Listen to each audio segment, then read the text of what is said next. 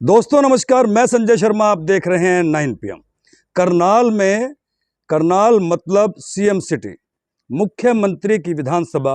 लेकिन इस विधानसभा में भ्रष्टाचार की जड़ें कितनी गहरी हैं, भ्रष्टाचार किस हद तक पनप चुका है, इसकी बानगी नहीं, हदें हो चुकी हैं। करनाल में लगातार भ्रष्टाचार के मामले सामने आ रहे हैं। आज विजिलेंस ने सेक्टर 32-33 थाने में तैनात एक महिला एएसआई को 4 लाख रुपए की रिश्वत लेते हुए रंगे हाथों दबोच लिया। मामले में थाने के एसएचओ और डीएसपी का नाम भी सामने आ रहा है। आइए सीधा आपको ले चलते हैं विजिलेंस के अधिकारी के पास, सुनते हैं वो क्या कह रहे हैं। देखिए क्या है पूरा मामला। देखिए, सेक्टर 32-33 जो थाना है उसमें एक एफआईआर दर्ज है जिसमें दहेज के एलिगेशंस हैं और साथ में रेप के एलिगेशंस हैं। जो कंप्लेनेंट है उनके परिवार वालों के ऊपर है।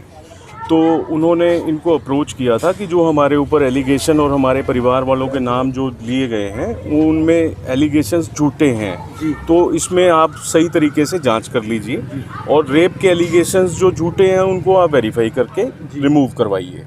तो ये बार बार उनको यही रिक्वेस्ट कर रहे थे, तो मैम उसको बार बार बना के कि इसमें तो खर्चा पानी लगेगा। तो फिर इन्होंने कहा जी वैसे तो झूठे ही हैं एलिगेशन, चलो बताओ फिर क्या खर्चा पानी लगेगा। तो मैम ने फिर उसमें बताया कि इसमें देखो 10 लाख रुपए लगेंगे। जो एक्चुअल डिमांड है उन्होंने अपनी की कि 10 लाख रुपए हमारे को आप ब्राइब के तौर पे देंगे तो हम आगे आपकी हेल्प करेंगे जी।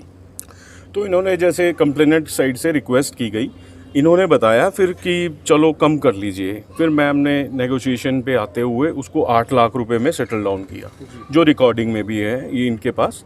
और 8 लाख रुपए में भी इन्होंने पूछा कि 8 लाख रुपए मैडम आपको देंगे तो फिर हमारे को कैसे न्याय मिलेगा ये बताइए आप।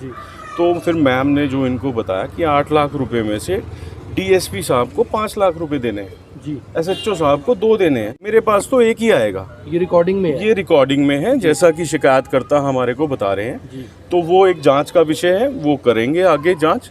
अभी क्या है, जो आज इनको पैसों की डिमांड के साथ बुलाया गया था कि आप 2 किस्तों में दीजिए। 4 लाख रुपए जो हैं वो आप पहले दीजिए, 4 लाख रुपए जो हैं वो आप काम होने के बाद दे दीजिएगा। तो आज जो ये पहली किस्त के लिए इनको बुलाया हुआ था, इन्होंने फिर हमारे को विजिलेंस को कंप्लेंट दी है और 4 लाख के साथ उनको रेड हैंडेड यही सेक्टर 32 थाने में बुलाया था। सेक्टर 32 में इनको वहीं से गिरफ्तार किया गया जी। तो पैसे थाने में तो अभी अरेस्ट नहीं हुआ था। एफआईआर ये अभी इसी मंथ में दर्ज हुई है। और इन्होंने एक बात और भी रखी मैम के आगे कि जी लड़का जुंडला से है, लड़की जो है वो सौंकड़ा की है। हमारी पंचायत हुई हमारी सिटी के एरिया में, तो आपके यहाँ दर्ज कैसे होगा? भी हमारे को तो यही नहीं समझ आ रहा है कि भी क्या कॉन्स्पिरेसी की जा रही है जी। तो चलो वो इनिशियल स्टेज पे ये बातें थी, उसके बाद जब ये ब्राइब करने मांगने पे डिमांड करने पे बातें आ गई, तो फिर उसके बाद उन्होंने जब आज उन्होंने पेमेंट के लिए बुला रखा था, जब रेड हैंडेड इन्होंने हमारे को अप्रोच किया तो रेड हैंडेड उनको गिरफ्तार लगाए हुए हैं कि डीएसपी के नाम आया हुआ है, एसएचओ साहब का नाम आया हुआ है। तो वो एक इन्वेस्टिगेशन का मैटर है, उनको भी हम शामिल जांच करेंगे और फिर आगे मैं आपको क्या कहूँ कि जिनके मुंह खून लग जाए तो वो फिर। तो सुना आपने किस तरह से 10 लाख रुपए की रिश्वत मांगी गई, किस्तों में देने की बात की गई। बाकायदा शिकायतकर्ता ने इस पूरे मामले की रिकॉर्डिंग भी की है, वो ऑडियो विजिलेंस अधिकारी को दी, सुनाई गई। उसके बाद किस तरह से एक टीम बना करके 4 लाख रुपए महिला अधिकारी के पास भेजे गए, और जब महिला अधिकारी ने इन 4 लाख रुपयों को लिया तो विजिलेंस की टीम ने उसे धर दबोचा। शिकायतकर्ता का क्या कहना है, आइए चलते हैं सीधा शिकायतकर्ता के पास और जानते हैं पूरा मामला क्या है। जुंडला में ब्याही हुई थी, मेरा भांजा है जिधर ब्याही हुई थी जी।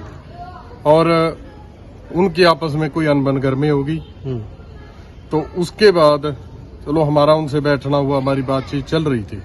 लेकिन 11/5 को हमें पता चला कि वो थाना 32-33 सेक्टर में आ गए और यहाँ पर आकर उन्होंने एप्लीकेशन दी जी। तो पहले तो हमें यही समझ नहीं आया कि ये एप्लीकेशन यहाँ कैसे हुई, क्योंकि या तो सोंकड़ा का त्रावड़ी थाना में पड़ता है या सदर और जुंडला का तो चौंकी वहाँ और सदर थाने में ये मामला बनता है। लेकिन जब हमने आकर यहाँ देखा तो एप्लीकेशन के बीच में लड़के के पिता और भाई के ऊपर रेप की कोशिश का मुकदमा डाल के 376 और अन्य भी कई धाराएं जो अब वो उन पर लगा दी गई जी। तो हमने यहाँ आकर रिक्वेस्ट की SHO साहब से, मैडम से, कि ऐसा तो कुछ है ही नहीं।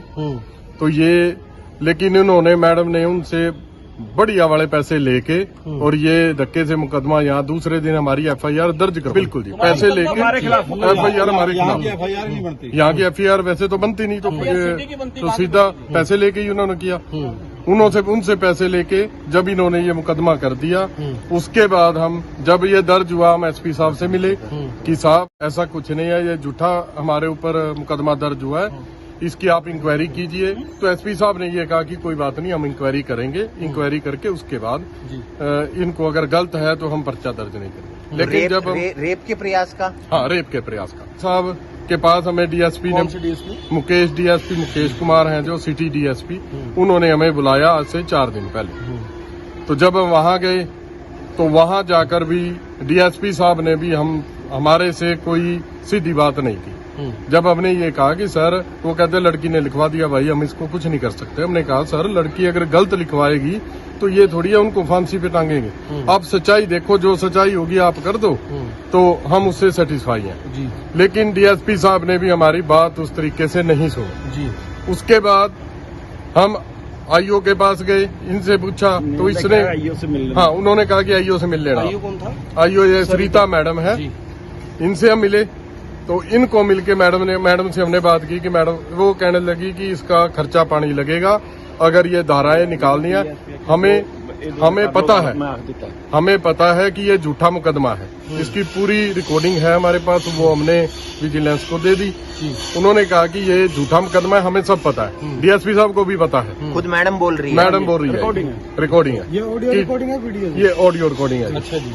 रिकॉर्डिंग में बिल्कुल सारा मामला खुल गया और उन्होंने कहा कि ये DSP साहब को भी पता है कि ये मुकदमा झूठा है, लेकिन अब इसको अगर धारा आपने हटानी है तो 10 लाख रुपए लगेंगे, फिर मैं ये धारा तोड़ूंगा। कौन सी धारा हटाने थी? 376 है, उसके साथ 511 है, 1-2 धाराएं हो रही हैं। तो ये 4 लोगों के खिलाफ, एक लड़का, लड़के की मम्मी और लड़के का डैडी और उसका भाई, हाँ, बिल्कुल मिलित भगत है जी। उसके बाद कहीं ना कहीं सुनवाई की आपकी जी, हमने आज फिर क्योंकि हमने उनकी रिकॉर्डिंग पहले कर रखी थी, आज जब इन्होंने हमें ये कहा कि आप 8 लाख रुपए में हमारी, उस दिन इन सोसाइटी मैडम कहती भी 8 लाख से कम हम नहीं करेंगे। किसके पैसे बताए इसमें कहा जी 5 लाख DSP साहब का है, 2 लाख SHO साहब को जाएगा, मेरा 1 लाख है। ये भी रिकॉर्डिंग ये है? बिल्कुल रिकॉर्डिंग है। अच्छा, कौन से DSP नाम? ये DSP मुकेश कुमार, उनका नाम लिया, उनका नाम इन्होंने लिया कि SHO कौन है?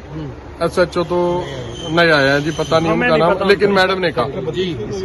हाँ जी। तो आज फिर इन्होंने कहा कि 4 लाख रुपए आज दे दो और बाकी के जो 4 लाख है वो काम होने के बाद हम लेंगे। तो हमने आज फिर सचिन सर से बात करी, इनका नंबर कहीं से देखा, उनसे बात की कि सर ये मामला है और हमारा ये हो रहा है। तो जो रिकॉर्डिंग हमारे पास थी वो हमने सर को सुनाई जी। तो सर ने फिर हमें कहा कि हम आपके साथ हैं, हम सच्चाई के साथ हैं। तो सर ने हमारा पूरा साथ दिया, पूरी टीम ने हमारा साथ तो दिया। रिश्वत नहीं देना चाहते थे? बिल्कुल सर, किस चीज की दें? पहले तो हम झूठे मुकदमे में हमें फंसा दिया और वही झूठा, पुलिस को पता भी है कि झूठा है, और उसी को तोड़ने के लिए आई हमसे 8 लाख बताइए। नवजोत सिंह संधू, और मैं बीजेपी ग्रीवेंसेस कमेटी मेंबर भी हूँ, बीजेपी से जी। और आज देखिए, हमारे मुख्यमंत्री, हमारे ईमानदार, हमारे गृह मंत्री और हमारे SP साहब इतने ईमानदार हैं, इसके बावजूद भी एक बीजेपी के नुमाइंदा होते हुए भी अगर मेरे से ये, तो आम जनता के साथ ये क्या हाल है? अब 8 लाख रुपए तो एक हमारे इसमें ही सामने आ रही है बात ये।